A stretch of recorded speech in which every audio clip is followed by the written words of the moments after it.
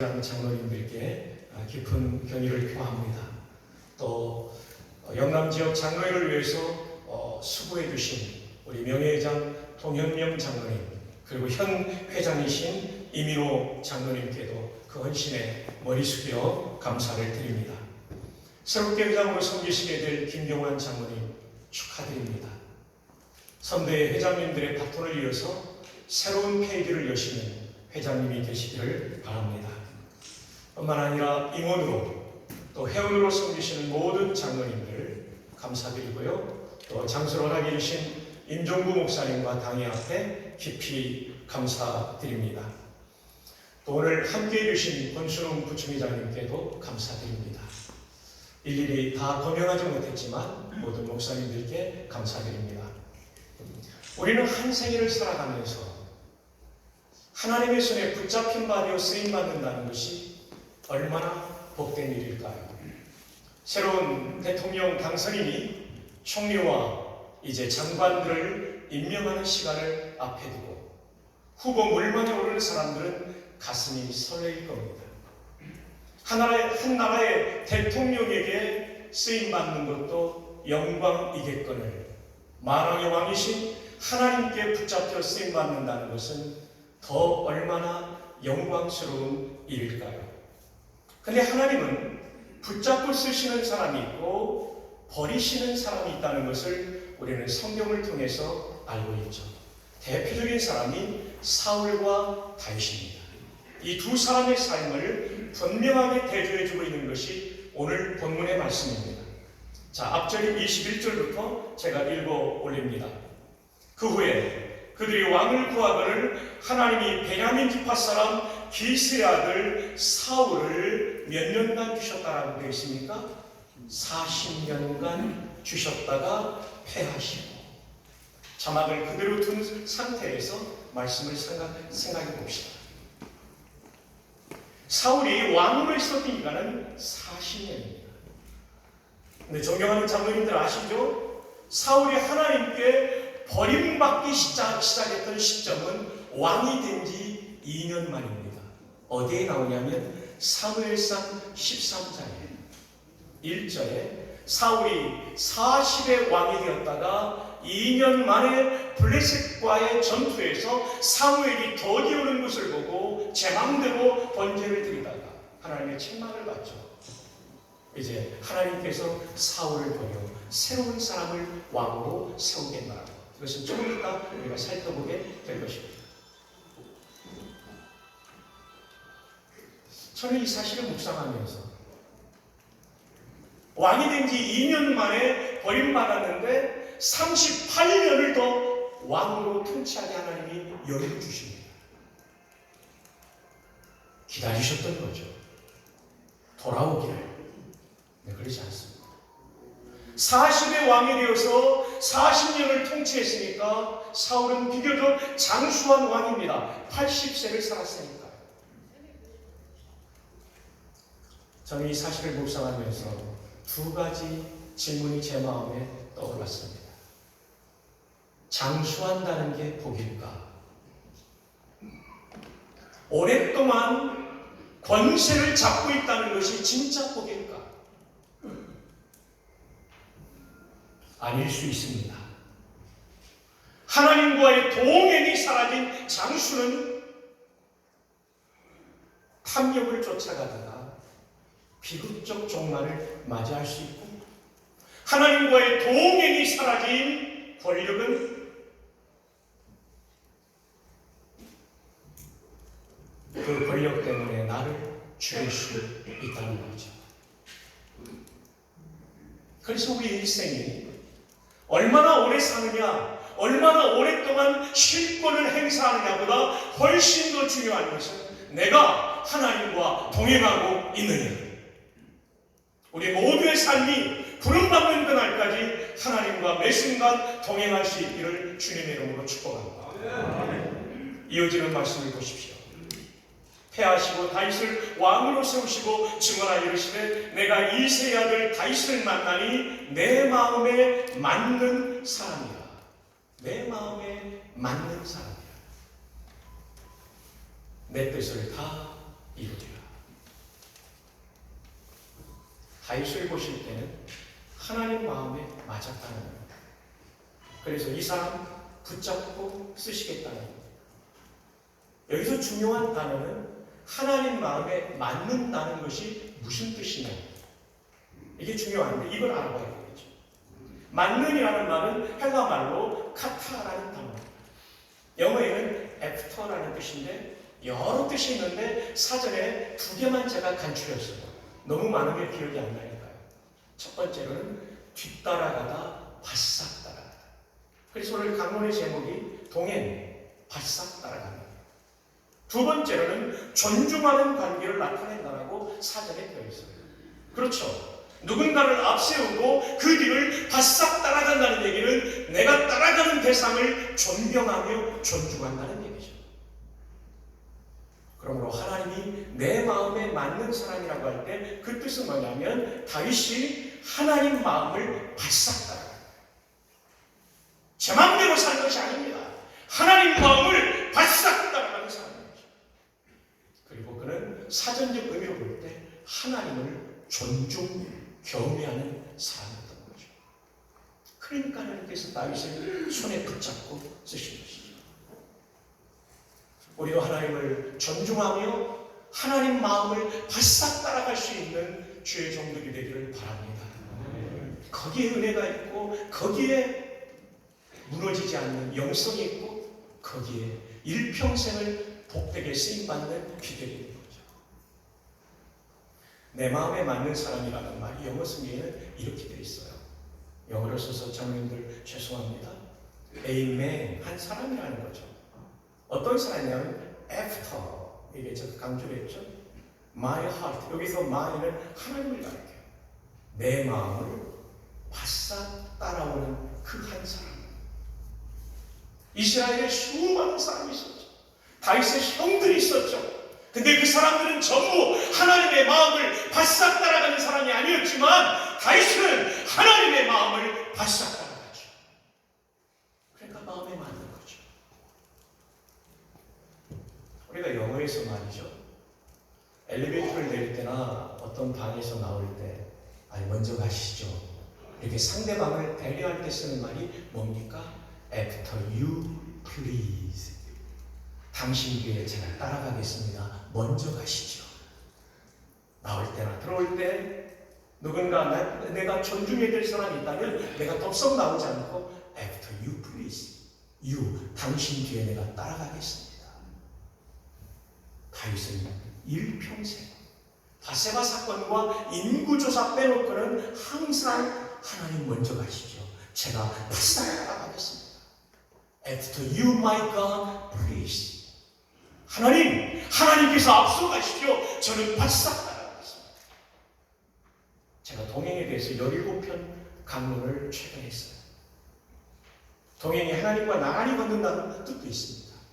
근데 이 본문에서는 이 동행은 그 하나님을 바싹 쫓아가고 하나님을 주권자로 모시며 그 절대 주권 앞에 순종하는 모습을 이 본문에서는 보여주고 있는 것이죠. 결국 사울의 문제는 뭡니까? 하나님을 쫓아간 것이 아니라 하나님을 따라간 것이 아니라 내가 앞장선 겁니다. 내 맘대로 간 것입니다. 내 마음의 욕심을 따라가는 거죠. 결국 그는 강판당하게 되는 거고 다윗은 등판당하는 은총을 입게 되는 거죠.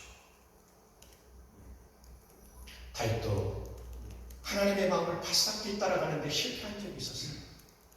이미 말씀드린 2사건이죠. 근데 그것이 죄라는 것이 깨달아지는 순간 그는 즉시 회개했죠. 중세 유명한 얘기가 있습니다. 성자는 누구인가? 다른 사람보다 조금 빨리 회개하는 사람. 맞습니다. 회개하지 않으면 무너진 동행은 회복되지 않습니다.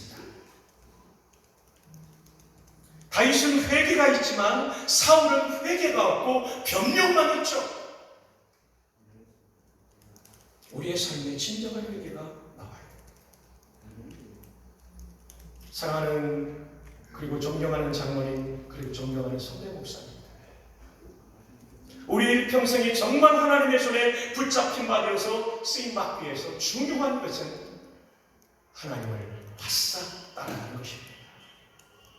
동의하시면 아멘. 바싹 따라가는 것입니다.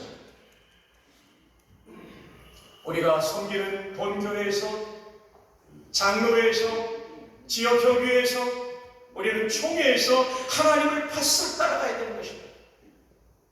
그래야 길게 볼 때 진짜 승리한 성도가 되는 것이고 목회자와 장로가 되는 것이죠. 구약이나 신약에서 예루살렘 최후의 날은 언제 왔습니까? 지도자들의 변질에서 왔고, 그리고 그때 나타난 중요한 현상 중에 하나는 성직 매매가 있었습니다. 저는 총회 임원의 자리도 성직이라고 생각합니다. 돈봉투에 의해서 우리가 사람을 뽑는다고 한다면 그것은 성경적이지 않습니다.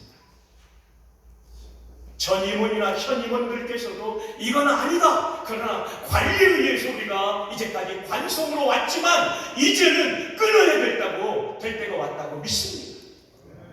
코로나19라고 하는 팬데믹의 상황은 교회가 엄청난 위기의 상황입니다.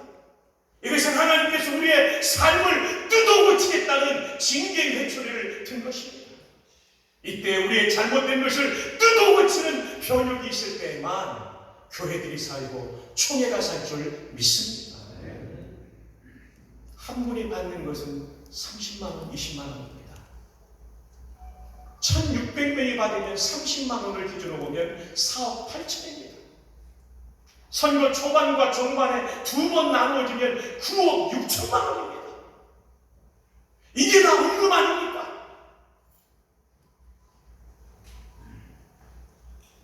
우리 모두가 주지도 않고 받지도 않는 문화를 만들어야 됩니다. 이제는 만들어야 돼요. 이건 이미 임원이 되신 어떤 분들을 비난하려고 하는 것이 아닙니다. 이제 하나님이 그 타이밍을 우리에게 주신 것입니다. 중세의 지도자들이 타락했을 때 이런 경고가 있었다고 해요. 이상규 박사님 책에서 제가 인용합니다. 43절에 성직자의 삶은 평신도의 복음이다. 라틴어의 비타가 생명 또는 삶이에요. 클레리키는 성직자의라는 말이에요. 에스트는 뭐뭐이다라는 비동사예요. 성직자의 삶, 그것은 뭐냐? 에반겔리오, 복음이죠. 라이게, 평신도들에게는 복음이 된다는 거예요. 중세의 성직자들이 성직 매매를 하고 성적으로 도덕적으로 타락할 때 성도들은 성직자들 때문에 복음 앞에 나가는 길이 막혀버렸다는 거죠. 길을 터줘야 될 사람들이 길을 막는 장애물이 되었다는 거죠. 오늘 우리는 어떻습니까? 우리의 삶이 성도들의 삶에 복음으로 가는 길을 열어준 척경이 되고 있습니까? 아니면 장애물이 되고 있습니까?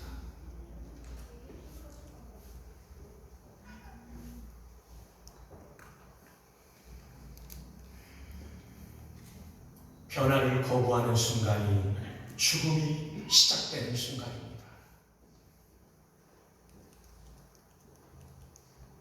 한국교회는 서서히 기울어져 가고 있습니다. 개개인의 변화도 필요하지만 총회적 변화가 필요합니다. 존경하는 어르신들, 존경하는 선배님들, 존경하는 장로님들, 이제는 총회의 선거 문화를 바꿀 수 있기를 주 예수님의 이름으로 축복합니다. 개혁주의는 무엇입니까? 한대기 목사님이 정성구 박사님에게 준 붓글씨가 있습니다. 개혁주의는 성경주의다. 개혁주의는 성경주의다. 우리는 그 얼마나 개혁주의를 많이 외치며 살았습니까? 그러나 우리의 삶 속에는 성경과는 맞지 않는 관리가 얼마나 깊이 스며들어 있습니까? 사울이 왜 하나님께 버림받았습니까? 하나님 말씀을 지키지 않았기 때문입니다. 성경을 떠났다는 거죠. 요즘 말로 하면. 사무엘상 13장 14절. 아까 제가 소개해드린 13장 1절에 왕이 된 지 2년 만에 하나님이 버리셨다고 했는데 바로 그 장 13장 14절에 이런 선언을 하십니다. 지금은 왕의 나라가 길지 못할 거리라. 것이라 여호와께서 왕에게 명령하신 바를 왕이 지키지 아니하였으므로 여호와께서 그의 마음에 맞는 사람을 구하여. 오늘 본문 사도행전 13장 22절의 표현이 여기 또 나와요. 그의 마음에 맞는 사람. 사울은 마음에 안 맞았다는 얘기죠. 영어 성경 보십시오. A man after his own heart. 사도행전은 마리 하트라고 되어 있는데 여기서는 사무엘이 하나님을 대변하니까 그분의 마음에 맞는 해야죠. 우리는 하나님 마음을 쫓아갈 수 있기를 바랍니다. 그래서 하나님이 아니라고 하시면 나도 바꾸고 우리 총회의 관행도 바꿔요. 그래야 하나님 우리 총회를 쓰실 겁니다.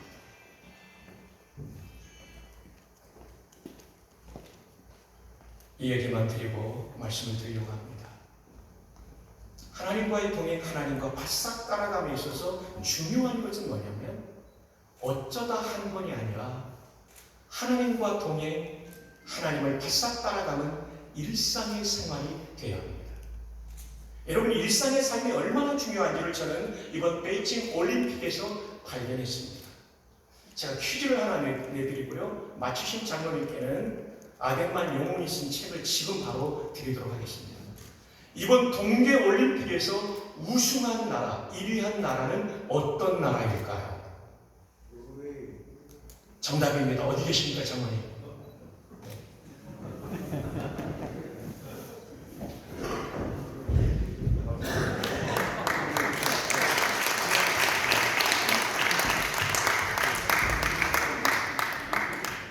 노르웨이가 1위입니다.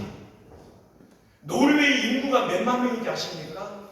546만 명에 불과합니다. 우리나라 10분의 1인데 노르웨이가 1위였어요. 왜 그런지 아십니까? 국민일보 올해 2월 17일자 기사에 따르면 워싱턴 포스트의 기사를 인용하면서 이렇게 말하고 있습니다. 노르웨이 사람들은 태어날 때부터 스키를 신고 태어난다. 일상이 스키다. 썰매고 스케이트다. 일상이 그렇게 중요한 겁니다. 존경하는 장로님들, 제가 건축 때문에 독일과 영국과 프랑스와 노르웨이를 갔어요. 노르웨이 컨벤션 센터가 아주 좋았어요. 그때요, 겨울이었어요. 출근길에 트램 전체도 다니는데요, 스키 타고 출근한 사람들이 있더라고요. 스키가 일상이에요. 일상의 파워가 이렇게 강력해요.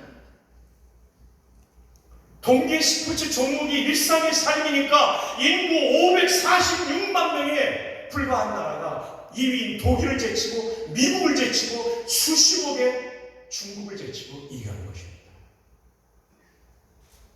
우리는 사당동 촌신 언덕을 오르며 타진했던 목사의 소명을 다시 점검해 봐야 됩니다. 저부터도요. 그 순전했던 헌신의 마음.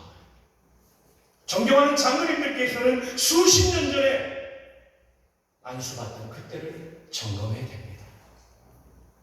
나는 일상의 삶 속에 하나님과의 동행, 그 하나님의 마음을 바싹 따라가는 애프터 히스 하트가 있는가?